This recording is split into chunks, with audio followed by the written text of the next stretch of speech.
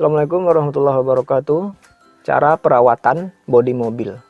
Sebenarnya untuk merawat bodi mobil agar tidak karatan, agar tidak keropos adalah hal yang mudah, siapapun bisa melakukannya. Bagi teman-teman yang telah memahami cara merawat bodi mobil, ini adalah hal yang biasa. Tapi bagi teman-teman pemula yang baru punya mobil atau yang tidak memahami cara merawat bodi mobil agar tidak keropos, ini adalah hal yang sangat penting.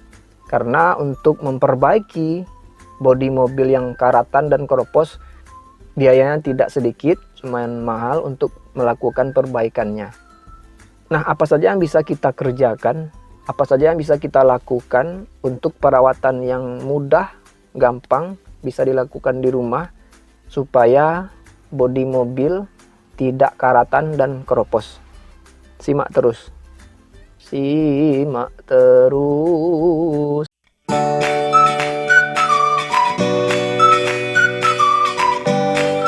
Nah, teman-teman, sebelum kita mengetahui bagaimana cara merawat bodi mobil yang mudah agar tidak karatan dan keropos, sebelumnya kita akan memahami penyebab mobil karatan dan keropos itu apa. Nah, ketika kita telah tahu apa penyebabnya, setidaknya kita bisa menghindari, mencegah, dan melakukan perawatan mobil agar tidak karatan dan keropos. Nah, yang pertama yang perlu kita pahami bahwa yang membuat bodi mobil karatan dan keropos adalah air, apalagi air hujan. Nah, kenapa air? Karena bodi mobil besi tidak tahan dengan air, apalagi air yang mengandung zat asam yang tinggi, pH-nya tinggi, zat asamnya tinggi.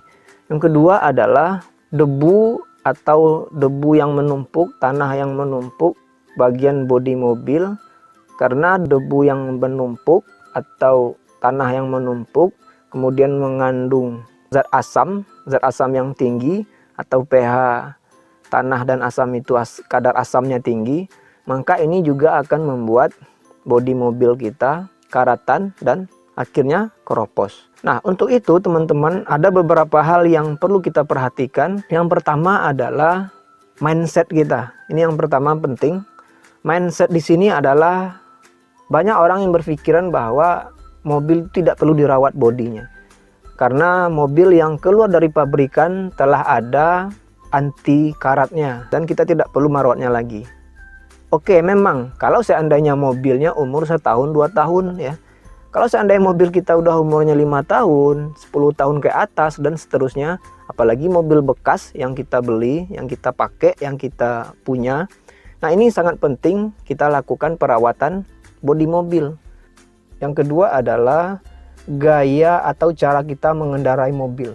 Nah, teman-teman, ada sebagian dari kita yang biasa atau bahkan terbiasa menabrak air yang tergenang ya. Maka ketika kita terbiasa menabrak air, ini akan menempel di kolong-kolong mobil. Nah, apalagi teman-teman harus mengetahui bahwa bagian di bawah mobil itu, kalau seandainya mobil yang tarikan depan, di depan itu ada transmisi ya.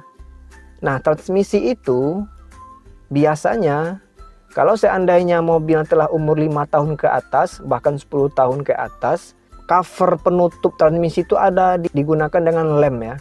Nah, apabila lem ini telah ada umurnya, maka ada celah-celah yang memungkinkan air akan masuk ke dalam. Nah, ini adalah buat transmisi dan kawan-kawannya ini berkaratan, rusak, akhirnya butuh penurunan atau butuh diturunkan transmisinya. Yang ketiga, selalu bersihkan mobil atau cuci mobil, terutama saat hari hujan.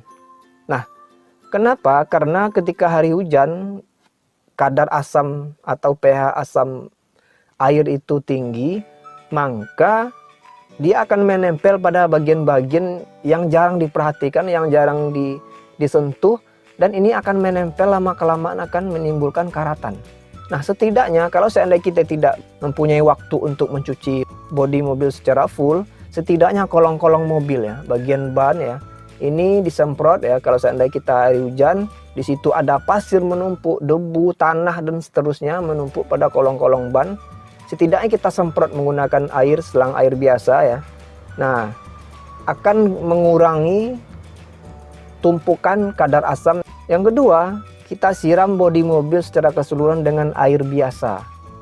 Karena dengan kita menyiram seperti itu, kalaupun kita tidak sempat mencuci mobil setelah hari hujan, minimal kita siram.